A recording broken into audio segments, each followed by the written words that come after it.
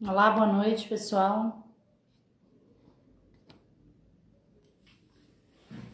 Vamos começar nossa live hoje, terça-feira, dia 28 de julho. Hoje a gente vai conversar com estudante de Direito, Antônio. Antônio Prata. Aqui, ele está aqui. A gente vai adicioná-lo.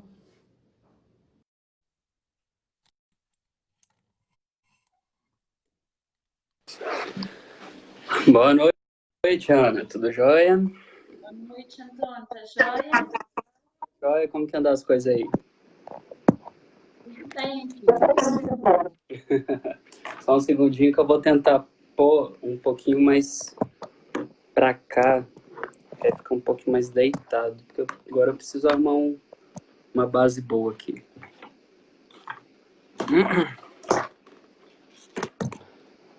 Mas acredito que não vai ter muito erro, não. Tá dando pra me ver direitinho, me ouvir direitinho? Tá, vamos aguardar o pessoal entrar, né? Porque a gente tá cedo ainda. Tá mais cedo, né? A gente 8 horas e já estamos aqui. Agora tá melhor, né? Tá, agora tá dando pra mais. Tá dando retorno no seu. Você podia baixar o do Face, o do notebook. Ele dá retorno. Não, mas eu tô só pelo telefone, eu não tô com o Você notebook podia. ligado. O pessoal tá entrando aí, ó. Nós vamos começar nossa live hoje com o Antônio Prata, ele é estudante de Direito, ele é coordenador do Sindicato Estudantil, foi do PCdoB, atualmente ele está no PT, e a gente vai conversar um pouquinho com ele. Eu gostaria de ouvir mais, né, Antônio? Mas eu elaborei duas etapas aqui, uma mais teórica e outra mais prática. Então, eu vou me apresentar porque eu acredito, por ser a minha primeira entrevista real que eu faço, eu vou me apresentar. Meu nome é Antônio Prata, eu tenho 22 anos, sou estudante de Direito. Já fui presidente da UJS, União da Juventude Socialista, que é a juventude do PCdoB. Esse ano, começo desse ano, foi a minha vinda para o PT. Muita gente me coloca como pré-candidato, mas eu não me coloco dessa forma. Eu me coloco muito à disposição do partido para, se ele quiser, tudo bem, mas não me coloco, não me apresento como pré-candidato.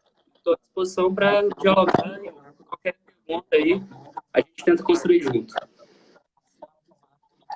Então, Antônio, tá um pouquinho ruim seu áudio. Não sei o que é, se tem alguma coisa ligada aí. Eita, tu não está conseguindo me ouvir direito? Quer que eu tente sair e entrar de novo? Tá um pouquinho, não, ele tá travando. O que será? Não sei, pode ser a conexão, né? Antônio, você falou que tem 22 anos. Você é de qual cidade? Você mora em Uberaba há quanto tempo? Como que você... Sua trajetória, como você entrou no PCdoB, por que você entrou? Depois, o que te fez ir para o PT? E eu acredito, a minha visão, ele não é tão radical como o PCdoB, ele é um centro-esquerda. Então, eu tinha minha ideologia própria, eu sempre gostei muito. Só que eu acreditava muito mais na política como... eu acreditava o seguinte, eu não entraria na política se não fosse para construir alguma coisa. Então, por exemplo, quando tinha o Lula, quando tinha a Dilma, eu acreditava que muitas pessoas poderiam vir, essa pessoa não precisaria ser eu. Depois, com a entrada do nosso atual governo, Bolsonaro, eu para falar, poxa, eu preciso colocar a minha cara, né?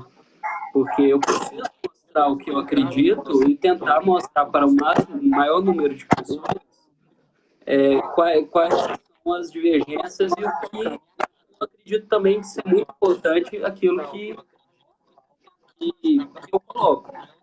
Então, aí eu procurei todos os partidos políticos na época, e o que mais me aproximou eram dois: o PCB e o PCdoB. Por que eu optei o PCdoB? Porque eu acreditei que a linha teórica do PCdoB era mais democrática. Por mais que seja um pouco controverso aquela história do PCdoB, mas atualmente o PCdoB ele se mostra mais democrático. Quando eu falo democrático, ele se mostra mais eleitoreiras, não da democracia como um todo. Eu acredito que é muito falha atualmente, e todos os partidos que se da apresentação como a democracia.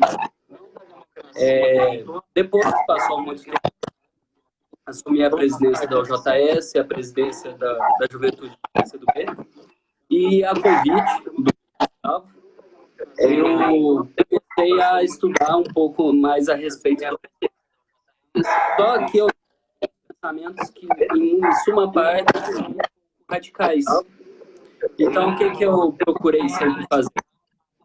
Eu vi e falei assim, vocês vão me aceitar com os meus pensamentos? A grande parte do PT pensa, não necessariamente o contrário, mas de desavenças comigo, e o Gustavo falou, lógico, sem problema nenhum, sabe? E também por uma questão mais a contramão do movimento 75, que estava sendo apresentado pelo Flávio Dino e tudo mais. Então, ele juntou séries de fatores que vêm para o PT. Então, por exemplo, eu faço muita crítica ao PT atual, faço muita crítica a pessoas que circulam em volta do PT, mas eu acredito que dentro desse PT tem vários PTs. Então, existem várias ideias dentro dele. Então, a mesma questão que faz o preconceito de muitas pessoas terem ao PT pode atrair a outras pessoas, porque o PT é um partido muito amplo, mostra muito grande, tanto pelas vertentes, quanto pelo número de participantes do partido. Eu mesma falo com algumas pessoas que eu chamei para se filiar ao PT, que o PT é diferente de alguns partidos que tem dono, né? Tem dono que representa empresário, uma determinada classe da sociedade. O PT é um partido democrático. Dentro do partido tem várias sublegendas com vários pensamentos, né? Várias linhas de trabalho. E não sei se eu estou definindo exatamente, porque eu também sou recente. A minha filiação tem 2 anos. Embora eu seja petista desde a primeira eleição que eu votei no Lula. Dá licença, só um minutinho que eu vou chamar meu cachorrinho. Ele tá latindo para a vizinha. A vizinha grita com as crianças e ele... Fred! Aí eu chamo ele, põe ele para dentro e para de latir.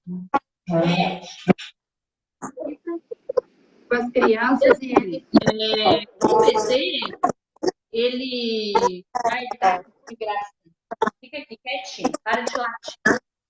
E o PT é assim, eu vejo como democrático, igual eu te falei, com várias tendências dentro, e algumas tendências mais radicais, outras mais pragmáticas, mas eu defino que não tem um dono, né? Não tem um dono. Você vai ver isso direitinho.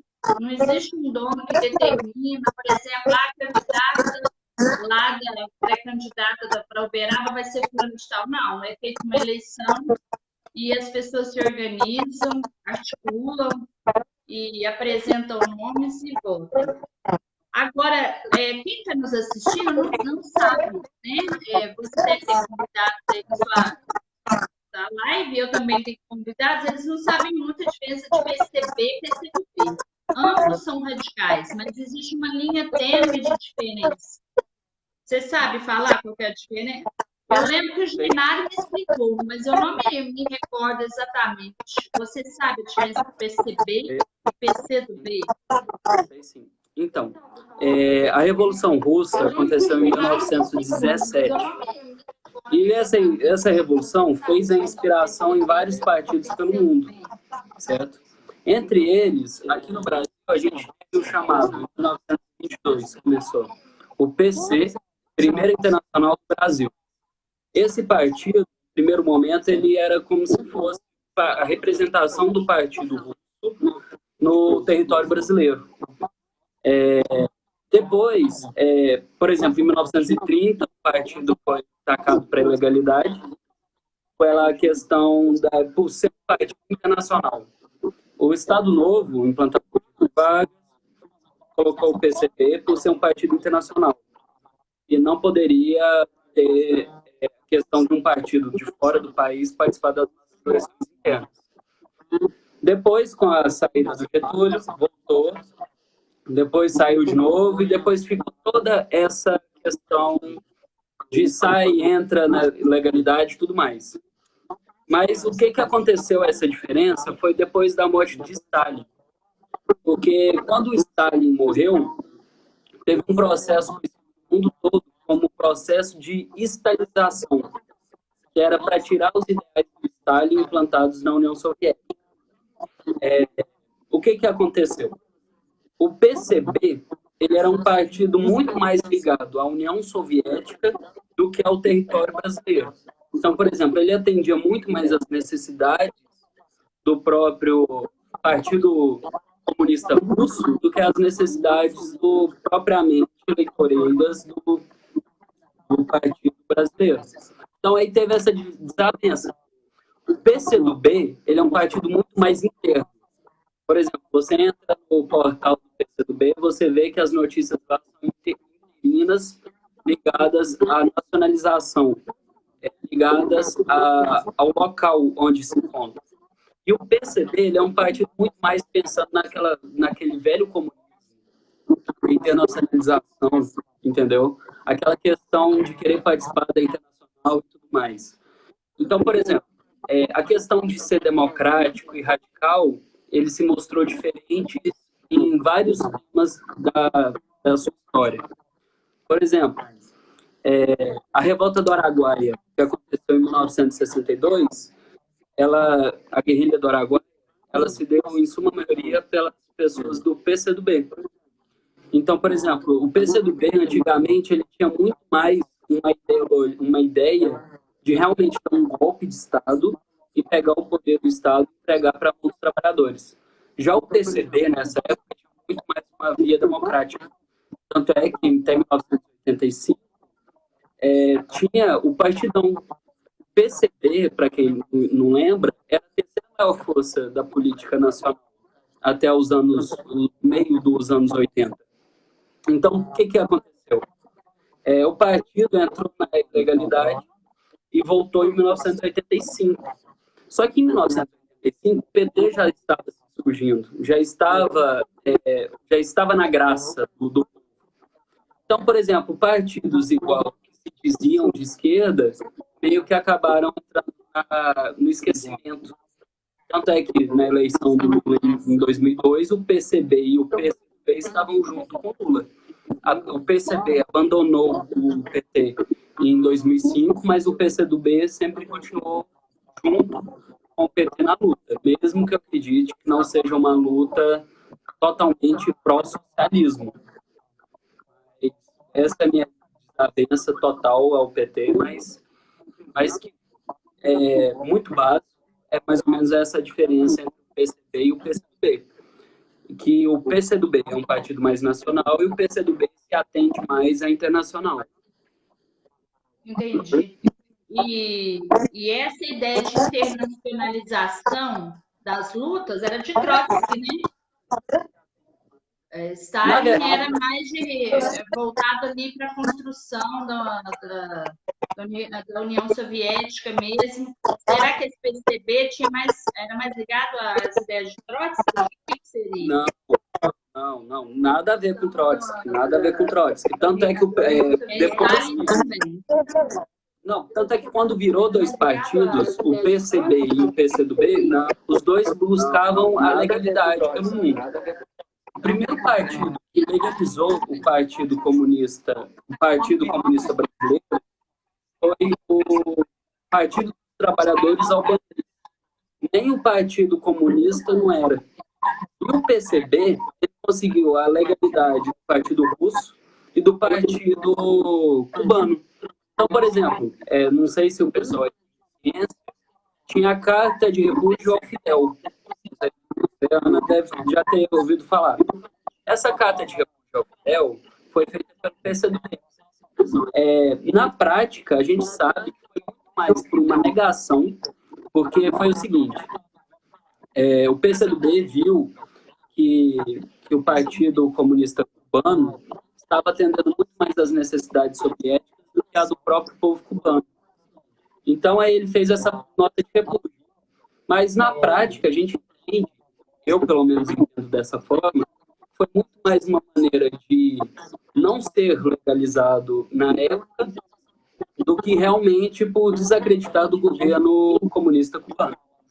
Porque, por exemplo, quando foi inserido na Albânia, pelo Partido dos Trabalhadores, o Partido Chinês, depois de um tempo, abrangeu-se até as fronteiras da Albânia. Então, meio que fez parte. Então, o PCdoB, ele, hoje em dia, ele é muito mais um partido maoísta, que se diz que é a Revolução Cubana, do Mao Tse-tung, do que realmente stalinista. Por que ele se diz assim? Porque a primeira grande revolução que aceitou o PCdoB foi a Revolução Chinesa. Agora, por exemplo, a de Trotsky. O Trotsky foi totalmente contra, eu acredito, que todas as revoluções. O Trotsky se mostrou falho em várias pautas dele, ele se mostrou falho. Eu te falo em relação à da China, a da própria Revolução Chinesa.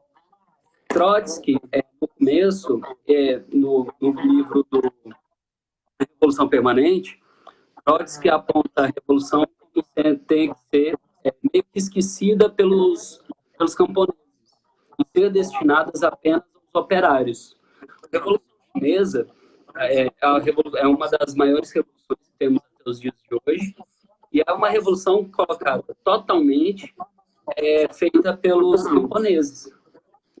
A questão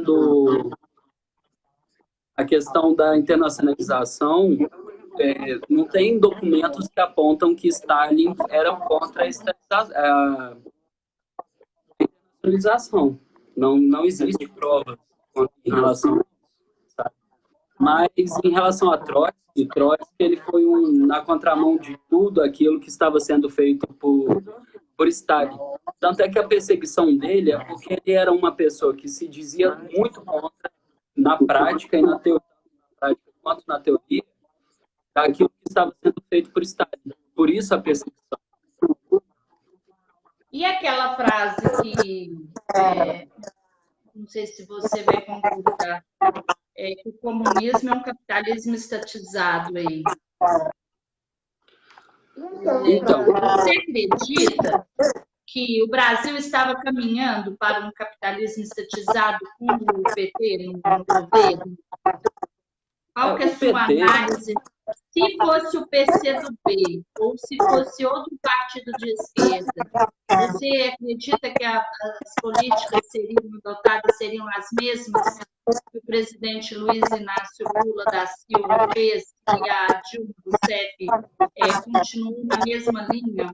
Ou seriam mais radicais? Ana, em relação a outros partidos, eu não posso falar. Eu posso falar a seguinte coisa para você. A gente vive atualmente uma falsa democracia, a democracia burguesa. A democracia burguesa, ela se mostra falha em vários pontos. Porque, por exemplo, se atende à necessidade de uma minoria específica, não falo minoria de opções, não devemos parar. Devemos lembrar que minoria em números e o povo mesmo, não tem poder de democracia. A democracia, quem menos tem democracia é o povo brasileiro. Então, por exemplo, em relação a falar Lula foi socialista, Dilma foi socialista, não. Não.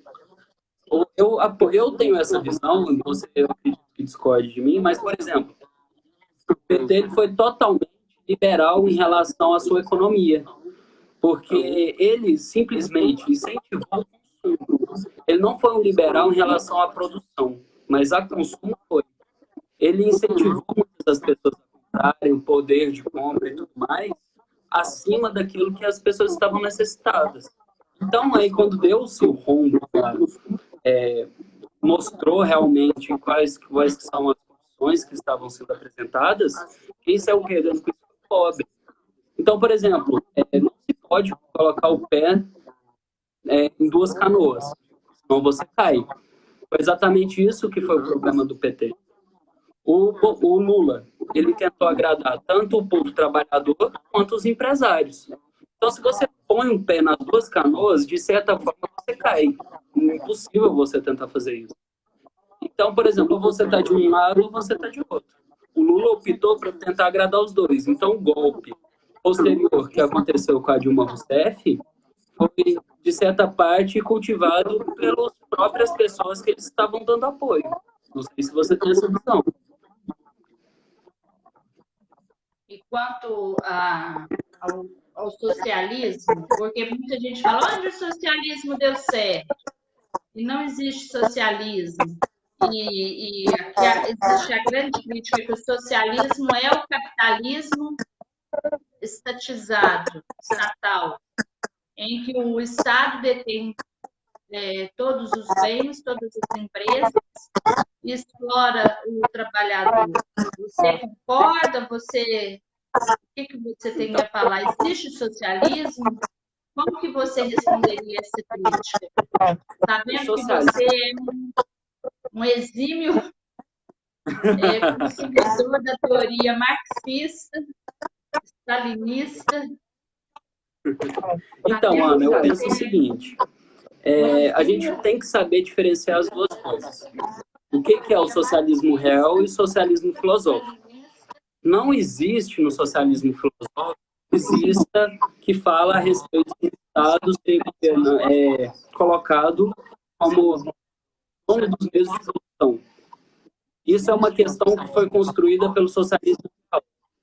Mas o socialismo real, eu acredito que todos os bons socialistas devem, sim, defender todas as implantações de socialismo no mundo. E a gente tem que entender uma coisa. O socialismo não foi bom para quem? O socialismo ele não foi bom, em suma maioria, para as elites. Por exemplo, a Revolução Chinesa. Eu gosto muito de falar sobre a Revolução Chinesa, porque ela fica mais abrangente, a gente tem um regime até os dias de hoje. Então, a gente não foge muito da realidade. Na entrada, na Guerra Civil que aconteceu dentro da Revolução Chinesa, morreu 20 milhões de pessoas. E 20 milhões mais de pessoas morreram na própria Revolução. Então, totalizou 40 milhões de pessoas. Mas só que, por exemplo, 40 milhões de pessoas, morreu muita gente. Devemos lembrar uma coisa. Depois da tomada do poder pelo Mao Tse-tung e pelo governo comunista chinês, 650 milhões de chineses saíram debaixo da linha da miséria, na linha da miséria ou acima da linha da miséria. Então, quando fala-se do socialismo que deu errado, a gente deve absorver e entender dessa forma. O socialismo ele deu errado para quem? O socialismo ele fere a quem? Entendeu? O socialismo, para quem morre, o povo chinês que estava passando fome, que estava passando dificuldades, deu muito certo. Ele foi uma coisa muito boa. Agora, para as elites, para aqueles 2% que eu falei anteriormente, que fazem parte desses... Lógico, não vou falar que não morreu ninguém na Revolução Chinesa que não deveria morrer. Mas, por exemplo, devemos entender que a revolução ela não acontece com um textão no Facebook, com rosinhas, com beijinhos. Devemos entender que acontece a revolução com a luta do povo, por unir o povo, E por isso, por exemplo, eu sou uma pessoa que não acredita muito na via eleitoreira para a gente atingir a democracia que a gente quer, a democracia popular. Porque eu acredito muito que os meios que a gente apresenta, por exemplo, o Lula. O Lula ele era presidente da República, só que ele nunca teve a maioria do Congresso. Então, por exemplo, todos os projetos do Lula, muitos foram barrados. Então, eu não culpo também totalmente o PT por isso. Ele fez tudo aquilo que ele poderia ter feito. Só que, por exemplo, eu acredito que um grande erro foi não ter incentivado realmente a revolução. Mas nessa questão, o Lula nunca falou ser favorável à revolução, ser favorável a um socialismo implantado no país. Então, por essa razão, eu tenho essa desavença e eu acredito muito nisso. Então, já respondendo a sua pergunta, e te voltando, o socialismo foi ruim para quem? Para as elites, foi, realmente. Mas para o povo chinês, para o povo coreano, para o povo cubano, teve melhorias significativas. Ô, Antônio, eu não sei se você esperava esse tipo de pergunta, se você quer mudar, sabe? Mas eu vou fazer só uma ponderação aqui. A questão primeiro do PT, né? Que ele incentivou, você falou em muito consumo, endividou as famílias e hoje as pessoas até jogam a culpa no PT, do endividamento, da inflação, mas eu creio que errou nessa parte da formação, né? O pessoal não teve formação. Porque hoje as pessoas têm, por exemplo, a casinha paga uma mensalidade lá, 80, 100 reais, mas eles não têm consciência da classe a qual eles pertencem. Eles têm o carrinho, eles têm a casinha, foi estimulado esse consumo, só que eles não tiveram a formação da consciência de classe. E perderam a consciência, não sei nem se perderam, não sei nem se tinham para perder, né? Porque a gente perde o que a gente tem. Perderam a capacidade de mobilização, de organização dos trabalhadores, e nós agora, com esse golpe, né, que a gente chama de golpe, nós vamos ter que começar a dar estaca zero. Primeiro, conscientizar a classe que pertence, depois mobilizar, depois organizar a luta. Não tem como fazer revolução se não tiver consciência de classe.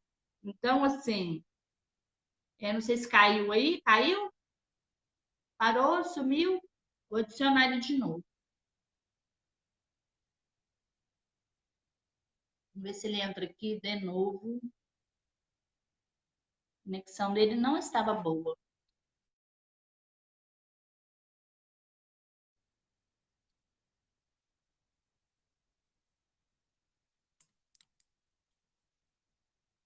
Se ele entra aqui. A gente está falando com o Antônio.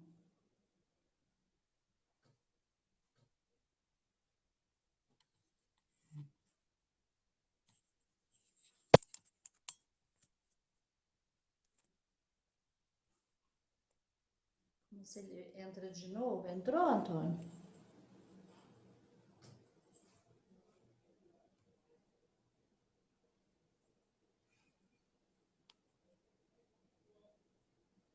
Ó, vou adicionar você de novo, tá bom? Conexão caiu. É assim mesmo, gente. Cachorro lá. Voltou. Então, não. Eu estava falando dessa questão do socialismo, né? Que a falta para ter uma revolução socialista, eu acredito que tem alguns pessimistas que não acreditam. Eu acredito que o capitalismo, esse neoliberalismo está no fim. Ele está fadado ao fracasso porque as indústrias estão cheias de produtos, o pobre não tem dinheiro para comprar, vai ter que a sociedade se readaptar, a civilização mundial vai ter que se readaptar. Por quê? Porque os estoques estão cheios, né? e os celeiros estão cheios de comida, as indústrias com tudo parado, e o pobre não tem como comprar nada, né? Porque foi exaurido ali todo o capital dele, né? Endividado. Existe hoje, pior do que as indústrias, do que o capitalismo em si, tem esse sistema capitalista que a gente chama de... agora me fugiu o nome. Emprestar dinheiro a juros, que é o mercado financeiro. Rentista, lembrei. Mercado rentista. Um banqueiro, ele lucra muito mais emprestando dinheiro a juros. Não produz nada, absolutamente nada. Não produz comida, não produz vestuário, não produz automóvel, nem eletrodoméstico. Ele ganha dinheiro de emprestar a juros. Esse mercado rentista está fadado a fracasso, está endividando a população. E eu acredito que o sistema capitalista, o neoliberalismo, com esse neofascismo, é o último suspiro de sobrevivência e vai ter que surgir um novo sistema, e é o socialismo, que é um sistema humano que favorece a vida a todos, que prevê que todos devem comer, estudar, ter acesso à saúde, ao vestimento. Eu não sei se você vislumbra, eu não sei se você quer continuar nesse assunto. Como que você vê esse novo respirar do neoliberalismo? Para mim, sabe quando a pessoa está morrendo, é o último suspiro, vai ser a última. Faça sua análise, por favor. Ana, eu gosto muito de uma frase falada até pelo João Carvalho, que é uma pessoa que eu admiro muito. Ele é professor, pós-doutorado pela UFMG, e ele fala a seguinte frase: o fascismo são ovos colhidos por uma serpente do liberalismo. O que ele quer falar quando ele fala sobre isso? A divisão de classes, ela se dá por um governo fascista. Por exemplo, quando o pessoal fala, mas o fascismo ele defende o Estado, tudo mais. Concordo. Mas vamos pensar da seguinte maneira: a relação do preconceito ligado ao fascismo, isso é uma questão que muita gente se discute. Eu não acredito que, na teoria, o fascismo ele se liga pela obrigatoriedade ao preconceito. Isso foi da implantação do fascismo pelo mundo que se deu essa coisa. Mas, por exemplo, na Itália, que é o berço do fascismo, na teoria inicial não se deu pelo preconceito, se deu pelo Estado massivo. Essa é o colocado pelo fascismo. Por exemplo, a implantação do fascismo na Alemanha pelo Hitler, aí sim se deu pelo preconceito, pelo racismo, por tudo mais. Mas o fascismo, em sua natureza, ele não se dá pelo preconceito, que eu acredito que é isso que você estava querendo falar.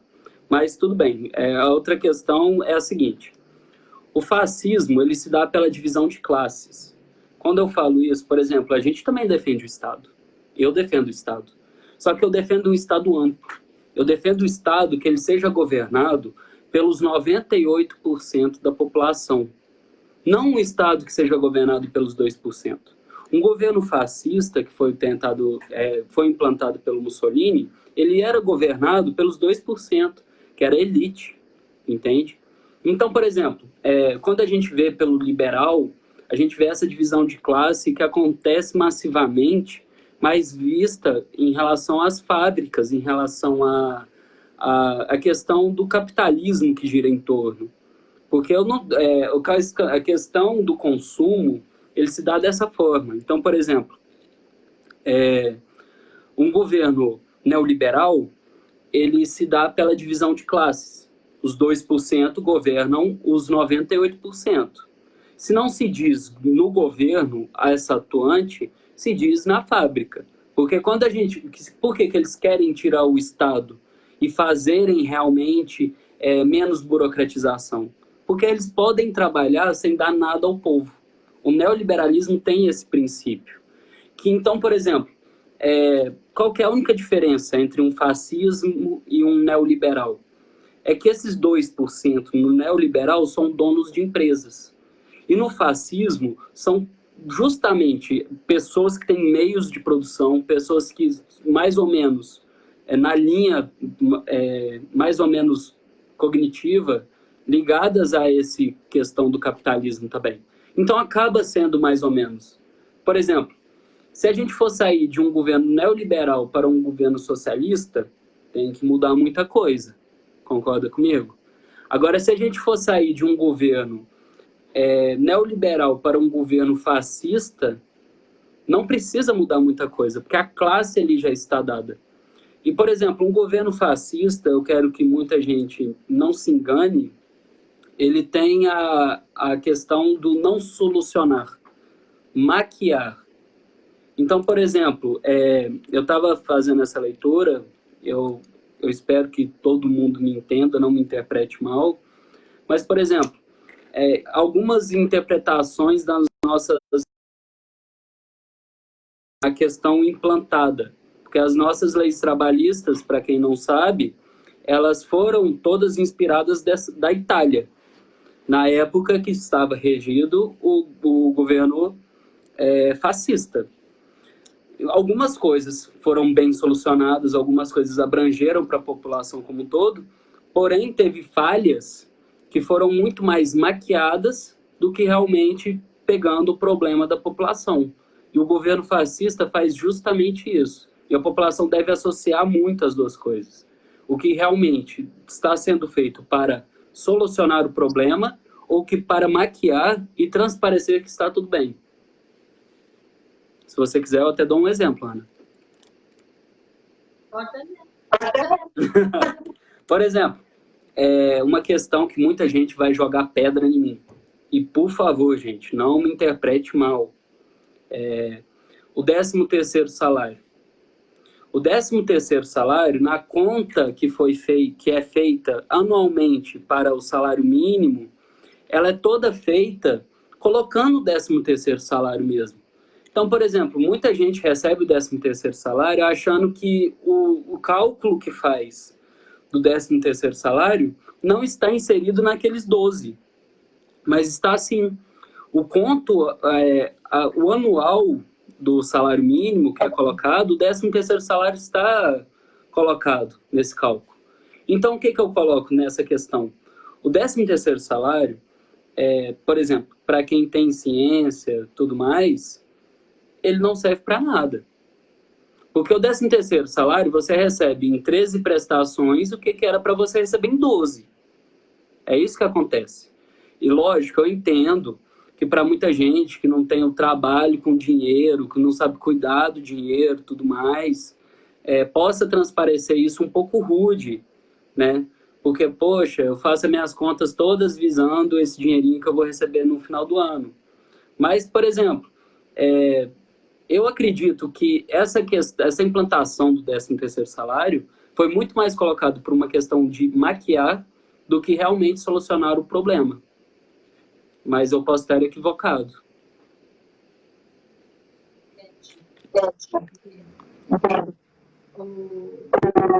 Antônio, mudando agora, fazendo um salto, lá de 1964, e vindo para cá, a questão do movimento estudantil.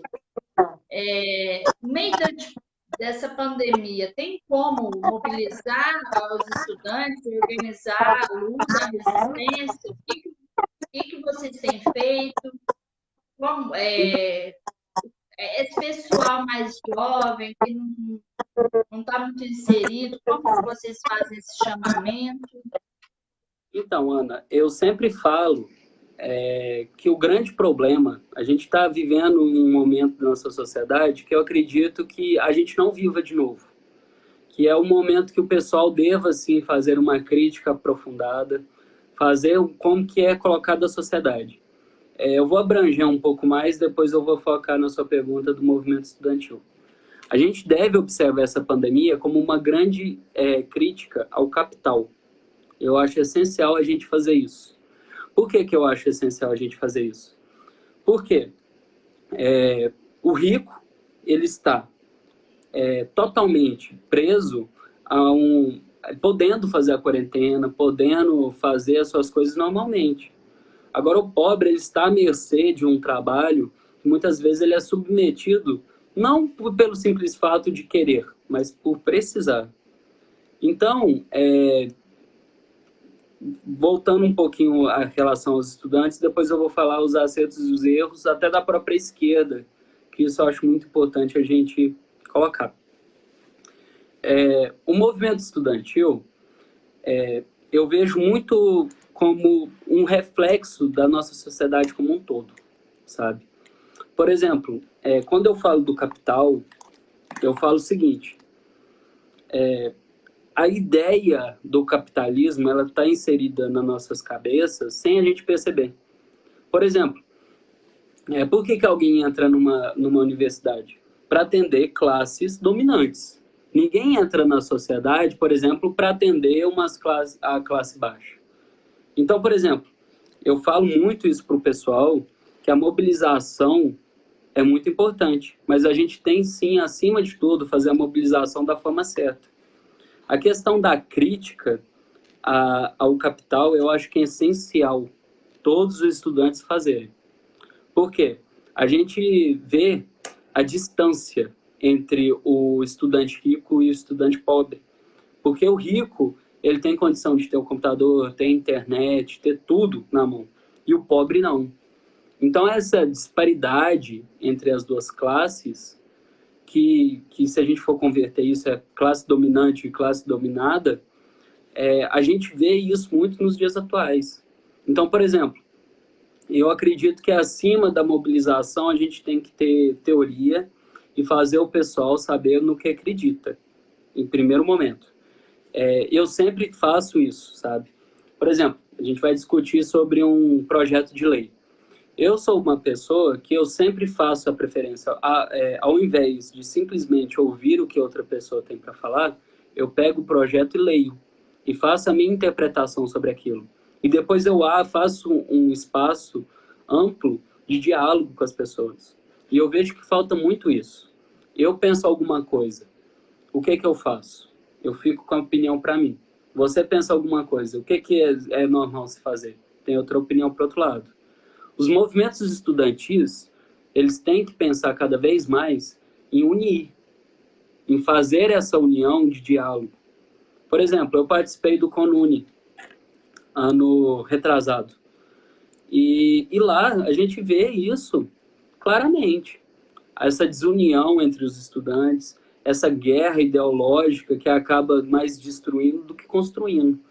Então, eu acredito que a união dos estudantes e realmente saber observar o que mais vai beneficiar os estudantes nesse tempo de pandemia, beneficiar os estudantes a longo prazo, que a gente fazer essa crítica ao capital e tentar inserir na nossa sociedade como um meio de abranger a sociedade como um todo, é muito mais benéfico do que simplesmente a gente fechar os olhos como um movimento estudantil, colocar ele como não tendo defeitos. Entendi. E o que o movimento se organizou com esses... Nós tivemos 4 ministros da educação, né? E o que permaneceu mais tempo aí nesse governo foi Abraham Weintraub, lá com suas políticas liberais. Como que vocês se organizaram? O que vocês fizeram? Tem alguma coisa assim que você possa relatar da movimentação dos estudantes? Te falar por mim, e eu acredito que por muitas pessoas, porque eu vejo muitas pessoas estarem meio que precárias nessa época de pandemia, de não querendo se mobilizar, de não querendo dialogar, de querendo se distanciar uma pessoa da outra. E eu acho que isso é um grande problema. Em relação ao governo Bolsonaro e à educação, eu só tenho uma colocação que eu acho que é muito importante a gente colocar. ressaltando a da pergunta passada, que aí a gente vai converter, vai ser mais ou menos a mesma resposta. Se a gente observar a nossa educação, ela foi toda inserida a uns traços capitais. Então, por exemplo, o Bolsonaro, ele entrou muito mais para atender esses interesses do que o da população como um todo. Então, por exemplo, eu apontar o Bolsonaro como um erro, isso é muito fácil. A gente tem que entender que o filho do dragão, ele tem um dragão muito maior, que é o dragão dominante. E o dragão dominante, nesse caso, não é o Bolsonaro, não é a bancada evangélica, como muitos colocam, é o capitalismo. Essa é a crítica que todo mundo deve fazer. Porque o capitalismo, ele se insere na nossa sociedade, e o problema é que, por exemplo, em 1945, na Coreia do Norte, na Coreia Popular, Coreia do Norte é um nome errôneo, a gente colocar dessa forma, a Coreia Popular teve a invasão, estava acontecendo ali a invasão dos japoneses, que começou em 1910. Aquela questão do imperialismo que veio junto com o capitalismo, ela foi inserida ali de uma razão brutal.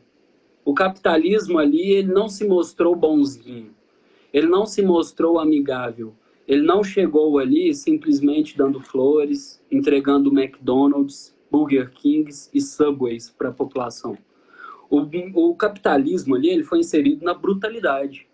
Então, por exemplo, hoje em dia, nossa sociedade como a gente tem hoje, o capitalismo ele é inserido de uma maneira que ele transparece ser uma coisa boazinha, uma coisa boa, mas, na verdade, ele entra e fere muito mais a população, como o capitalismo na Coreia Popular. O camarada aí, abaixo aí, falou Coreia ditadura. Concordo. A Coreia, ela é ditadora. A própria Constituição coreana coloca a Coreia como uma ditadura. Só que devemos lembrar, ditadura do proletariado.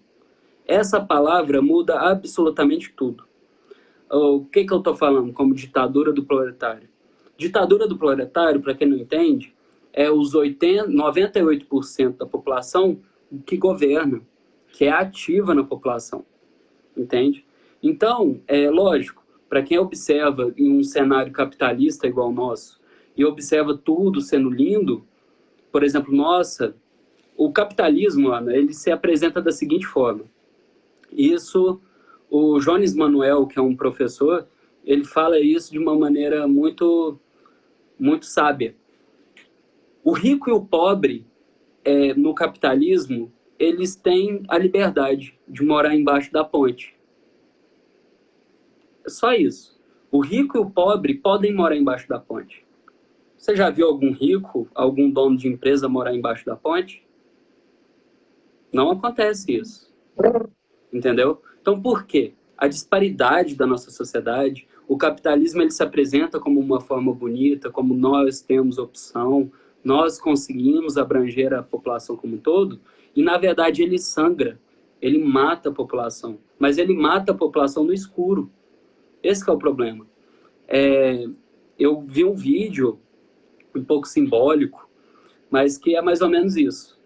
Os Estados Unidos ele vem até o país, rouba a matéria-prima, explora o povo, e de troca ele monta um McDonald's. É justamente isso que o capitalismo age. Só que o problema é que muitas pessoas não conseguem observar dessa forma. O que o camarada escreveu aí? Então, tá pequenininho, Perdão, mas Ana, o pode... Mário Sérgio Cortella, ele tem um vídeo dele, quem tiver interesse, o Mário Sérgio Cortella, ele fala o seguinte, que ele levou a população indígena, levou lá para São Paulo, E aí viu aquele mercado municipal cheio de comida e falou, por que aquele menino está passando fome lá fora? Está passando fome esse tanto de comida aqui acumulada, né? Depositada aqui.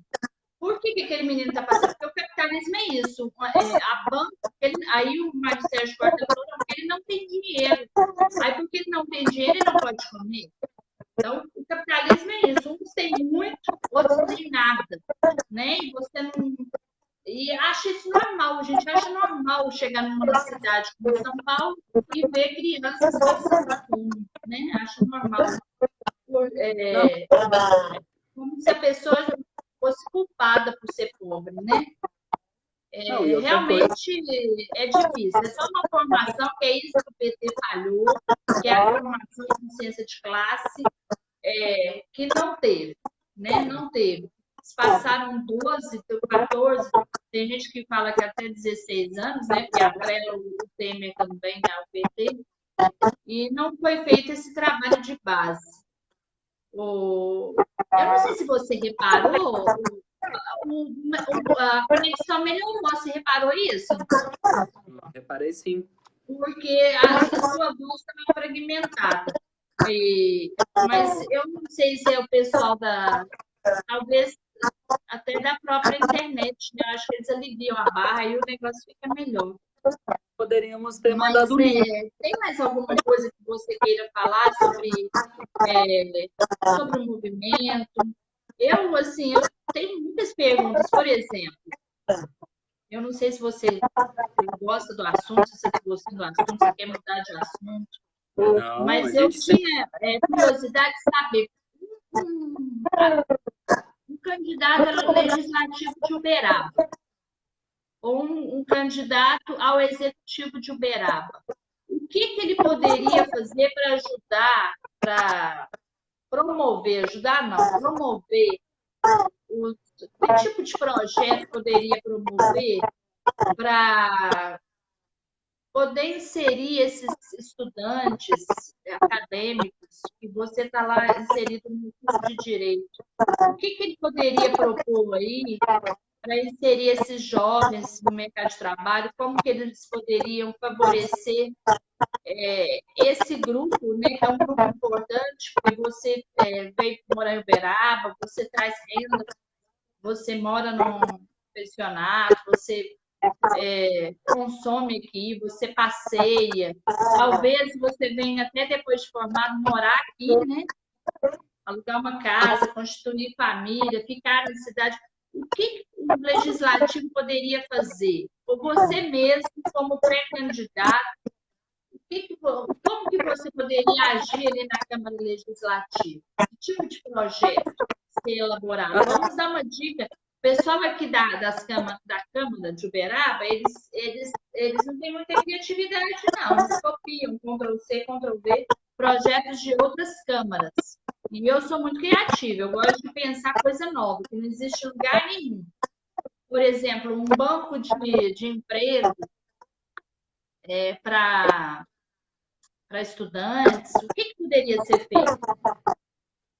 Ana, eu penso o seguinte, qualquer vereador que entrar, qualquer prefeito que entrar que se diz socialista, que se diz comunista, que pega essa bandeira e entrar, ele tem que entrar em primeiro momento para ser um cavalo de Troia. Por que eu falo isso?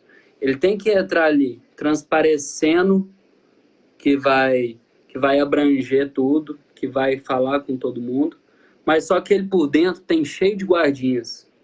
Então ele tem que ser uma pessoa que entra ali para sangrar o sistema por dentro e mostrar tudo aquilo que está acontecendo, sabe? Mostrar a realidade para a população, que ali são pessoas ali que estão ali em suma maioria à toas, que ficam ali vereadores trabalhando para pôr nome de rua, que não fazem absolutamente nada para a população, e é exatamente isso que a gente deve pensar.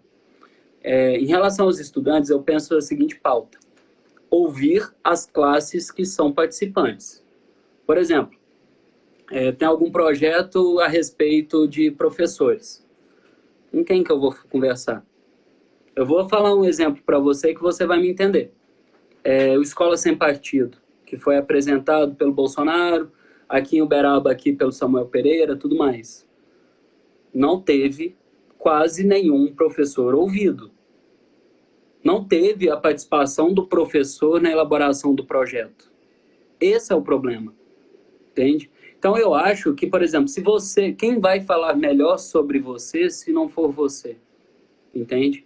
O estudante, ele tem que ter voz e é o estudante que tem que falar sobre as decisões dele. Então, por exemplo, eu não vou falar o que... lógico, eu tenho meus pensamentos e tudo mais, mas eu acredito que isso diferencia de cidade para cidade. E eu acho que é de suma importância a gente fazer isso. Por exemplo, uma lei que fala das mulheres. Um projeto que fala a respeito das mulheres. São as mulheres que precisam dialogar. São as mulheres que precisam ser colocadas para ser ouvidas. Agora, coloca um monte de homem barbado, um monte de marmanjo, para ficar discutindo a respeito do que a mulher deve ou não fazer. O estudante. São pessoas que nunca devem ter pisado numa faculdade, que fica ali dialogando sobre projetos e no achismo, vai naquele achismo. Tem muita gente, até os dias de hoje, que acha que muita gente vai para a faculdade apenas para fumar maconha. Então, por exemplo, é esses pensamentos que a gente deve desmontar. E são essas pessoas que apontam esses pontos, que são as pessoas que nos governam atualmente. Então, por exemplo, eu acho que é um papel fundamental de um vereador, de um prefeito, entrar ali como um cavalo de Troia. Entrar ali na Câmara e destruir o sistema por dentro. Fazer a população entrar ali, entendeu? E aí sim a gente vai ter democracia. Porque a democracia atual, ela é muito falha. Eu falo o seguinte para você, Ana, um exemplo que... sabe qual que é o país que mais tem plebiscito do mundo? Plebiscito é o seguinte, eu tenho um projeto de lei que eu quero ser aprovado, certo? Aí eu levo para a população votar se ela é a favor ou não. Sabe qual que é o país que mais tem plebiscito do mundo? Suíça. A Suíça. Não é China, não é Coreia do Norte, mas o segundo e terceiro são, respectivamente. A China, o Partido Comunista Chinês, concede 80 milhões de pessoas. Então, por exemplo, 80 milhões de pessoas ditam as regras da China. Lógico, que fazem parte do Partido Comunista Chinês. Mas, por exemplo, a democracia lá se apresenta muito mais eficaz do que a brasileira. Onde, por exemplo, que a gente tem vereadores e deputados que, na calada da noite, votam projetos.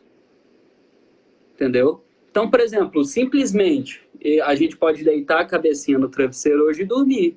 Amanhã a gente acorda e tem projetos que vai totalmente contra tudo aquilo que a gente está construindo. Então, que democracia que é essa que a gente vive? O que é isso que a gente vive? É essa a reflexão que eu sempre tento buscar e eu sempre faço para o pessoal.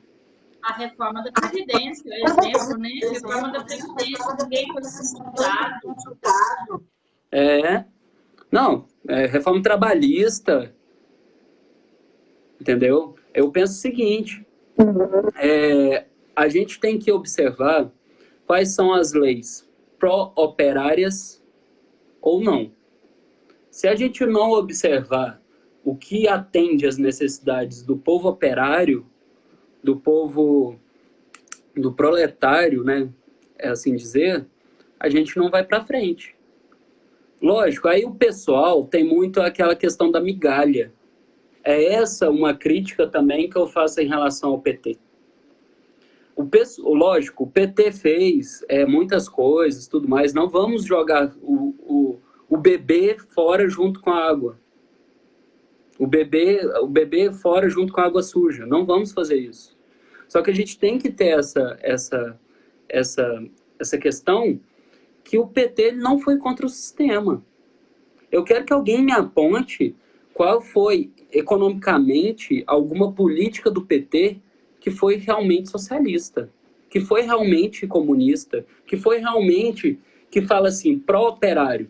E quando a gente fala pró-operário, Ana, a gente não pode distinguir em relação a ir contra os donos das empresas. Porque é aquilo que eu falo, se você está com o pé nas duas barcas, você desequilibra. Essa crítica que eu faço ao PT, que ele agradou gregos e troianos. Ele não agradou uma classe ou outra. O governo Bolsonaro, ele está aí se mostrando a cara. Ele é pró-exploração do povo. Ele é pró-capitalismo. Todas as reformas do Bolsonaro são nessa vertente. E a do Lula, que foi o cara que muita gente fala que ele foi comunista, que o Brasil passou por um socialismo, não passou. Não passou. Ele foi muito bom na questão social, mas na questão econômica, se entrassem tucanos, se entrassem petistas, seria a mesma para o Brasil. Até porque tem gente que fala que o PT, há críticos, e acredita que o PT não é de esquerda. Não é de esquerda. Há alguns críticos que falam que é de centro-esquerda, de centro, porque ele consegue conversar com o patrão, consegue conversar. Mas, assim, são ideias, né? Por isso que eu falei para você mais cedo, de manhã a sala estava mais cheia, você reparou? Tinha muita gente. Talvez a gente poderia repetir essa live à tarde, porque você está. Mas Eu não sei como é o seu tempo, mas eu estou por conta. Se você quiser repetir, a gente repete à tarde, porque estava lotada à tarde. E hoje, agora, não desfazendo dos nossos companheiros que estão online, mas para a gente atingir mais gente. O papo foi muito bom à tarde, não foi, o Antônio? Mas, tipo assim, não foi? Fica a seu critério. Se você quiser repetir, a gente repete, mas lógico que o assunto nunca repete, né? Lógico. Mas eu tá na sua pauta, não acredito que você vai ficar muito tempo. Sabe? É o perfil. Sabe? Eu acho que o seu perfil não é caixinha, sabe? Assim, caixotinho do PT. Eu acho que você está acima, não assim, o Gustavo vai me matar se eu falar disso, né? Mas é a visão que eu tenho. E eu gostaria, assim, que você fizesse suas conclusões, já encaminhando para o final, porque daqui a pouco o Face também desliga nossa live aqui. Que você fizesse as ponderações finais e eu já te convido, o dia que você quiser, a gente faz à tarde, porque eu vou disponibilizar na linha, mas eu acho que à tarde a gente teria mais participação. Sabe o que eu estou pensando? Eu acho que esse povo está chegando cansado em casa e está dormindo, né? Ele não quer saber de live. Ana, eu queria... Faça suas ponderações e fala aí como que pode te encontrar no YouTube, o nome das suas redes, tá bom? Ana, eu só queria fazer uma observação um pouquinho rápido, mas um pouquinho certeira, que, por exemplo, o papel que a esquerda está tendo hoje, eu falo assim, a esquerda, eu não falo a esquerda que deveria ser, eu falo a esquerda Nutella, a esquerda que muitas vezes se apresentam aí um perfil. Ela está tendo um papel que deveria ser da direita e a direita está tendo um papel que deveria ser da esquerda. Por que eu falo isso? Vamos a uma questão histórica. Lenin, ele virou para o povo russo e falou assim, os czares estão explorando de vocês. Os czares estão judiando de vocês. O czar está matando vocês. Gente, vamos acordar, não foi Deus que pôs esse czar aqui, não. E o povo da direita falou, não, o czar foi colocado por Deus, a gente não está explorando, a gente está fazendo amizade com todo mundo e tudo mais. Todo mundo junto, tanto o czar quanto a população russa é tudo unido. A esquerda, ela se apresentava na verdade, a direita não. Hoje em dia os papéis estão invertidos. E essa pandemia está cada vez mais visível isso. E eu vou chegar lá na resposta. Por quê? A esquerda, ela está se mostrando muito fantasiosa. Por quê? Muita gente fala, fique em casa. Com qual condição que o povo vai ficar em casa? Com qual condição que o povo tem de ficar em casa? Os R$ 600 são necessários para o povo ficar em casa? Não são. Seria papel fundamental da esquerda exigir, no mínimo, um salário mínimo para a população toda, não grupos específicos. Seria papel fundamental. E a direita, que é aquela que era mentirosa no passado, hoje em dia se apresenta verdadeira. A direita, ela vira e fala, se você não trabalhar, você vai passar fome, você vai passar dificuldade, você vai ser desempregado. Isso, gente, é verdade. É verdade. O pobre, ele não tem condição. Então, se ele não sair para trabalhar, ele vai passar fome, ele vai passar dificuldade. Então, muita gente fica se colocando assim, essa esquerda Nutella principalmente, se coloca muito dessa forma. E eu acredito que não é nessa linha. Eu acredito muito que as pessoas têm... você pode, Ana, tá me achando um pouco radical falando isso, mas é porque precisamos de ações radicais em momentos que precisam ser radicais. Então, por exemplo, a esquerda, ela, num momento igual esse, que ela precisa se mostrar unida e garrida nos direitos dela, ela se mostra uma esquerda que está na ilusão, para ficar em casa, para o povo usar lavar as mãos. Gente, tem muita gente do Brasil que não tem saneamento, que não tem água encanada. Como que o povo vai lavar a mão? Fica em casa. Com qual condição que o povo vai ficar em casa? Tem gente que não tem casa, tem gente que não tem teto. O Brasil é um dos países que mais tem a porcentagem de pessoas de rua no mundo. Então, a esquerda, ela precisa agir com a verdade. E a direita, ela sim está agindo com a verdade. A direita, ela está assim, agindo com a verdade. Se você não for trabalhar, você vai passar fome. Real, verdade, concordo com isso. Se você não for voltar a ser explorado, você vai passar dificuldade. Concordo com isso. Então, eu acredito, eu falo isso por mim, mas eu acredito que muita gente deva fazer isso também. A esquerda, ela precisa se mostrar na verdade. E é a verdade que ganha o povo. Mostrar que esse voltar ao trabalho é para o povo ser explorado. É porque está tendo uma disputa de classe, onde que o explorado, ele está querendo que o povo volta e fica à mercê desse vírus para ele passar dificuldade. Então, é exatamente isso. Eu faço muita crítica a essa esquerda que aí se apresenta, mas então, lógico... Calma aí, a estratégia sua seria expor a população para ela acordar para a realidade, seria isso? Sim, a esquerda tem que agir com a verdade. A esquerda fica nesse discurso de fique em casa, de lave as mãos, tudo mais. Isso não abrange a população como um todo.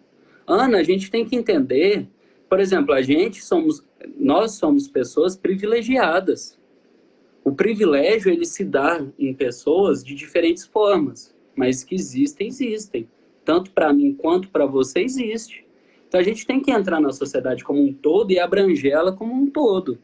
Não adianta a gente vir falar de lavar a mão. E essa estratégia sua, ela é de algum específico? Eu gosto muito de escutar um professor da USP que chama Alisson Mascaro. E ele fala muito a respeito disso, sabe? Ele é uma pessoa extremamente feliz em muitos posicionamentos dele. E, tipo assim, não tem grupos que pegam essa linha que eu estou abordando. Mas eu acredito muito que a esquerda deva se comportar assim. Porque a esquerda atual, Ana, ela se mostra muito mais como uma coisa de... É igual, por exemplo, lógico, quem sou eu para criticar? Mas, por exemplo, a Manuela Dávila. A Manuela Dávila, ela está muito mais nas internets do que realmente falando com a população como um todo. Pondo o pé no barro, conversando com as pessoas como um todo. E eu não falo isso apenas dela, eu falo isso como a esquerda como um todo. Entendeu? Então, por exemplo, quem que a gente está abraçando? Entendeu? Quem que a gente está conseguindo chegar? Eu quero conscientizar a população como um todo ou eu quero tentar conscientizar quem está próximo a mim para ir numa tentativa de fazer cadeias? E A população... sabe quem está conversando com o povo? A Os direita. evangélicos. A direita, os evangélicos, os donos das fábricas. Porque os donos das fábricas estão chegando na população e estão oferecendo salários pífios pelo trabalho deles. Esse povo está conversando com quem a gente deveria conversar. Com quem a esquerda deveria conversar. Então essa é a principal crítica que eu faço. Ana, quero te agradecer muito, viu? Meu Facebook é Antônio Alberto Prata. Meu Instagram é Antônio_Prata1. Eu estou fazendo entrevistas com várias pessoas ligadas à política aqui de Uberaba, do Brasil como um todo. Estou entrevistando pessoas de fora também. E para quem quiser acompanhar meu trabalho, só seguir lá. No YouTube, Antônio Alberto Prata também. Fechou? Antônio, eu que te agradeço. É uma honra ter você aqui na live com a Ana, porque você é um jovem espirituoso. Eu já te falei de manhã que eu te acho assim, muitíssimo educado, suprapartidário. Embora você seja radical, ainda eu brinquei com meu filho. Eu comparo você com meu filho. Eu falei, não, mãe, não sou PT, mas é socialista, tem cabeça. E ele que me deu a aulinha de Trotsky aí, eu quero mandar um beijo para ele de estar aí para eu discutir com você, porque eu falei, não lembro de nada, passa o resumão aí. Não, Aí leva ele para esse deu... caminho, não. Trotsky pode ser um caminho sem volta. Não leva ele para ele, não. Trotsky mais destrói do que constrói. Não faz ele pro linha de Trotsky, não, porque ali é um caminho perverso. Um abraço, Antônio. Beijão, Ana. Qualquer coisa que precisar, só chamar. Tá bom. Com Deus. Com Deus.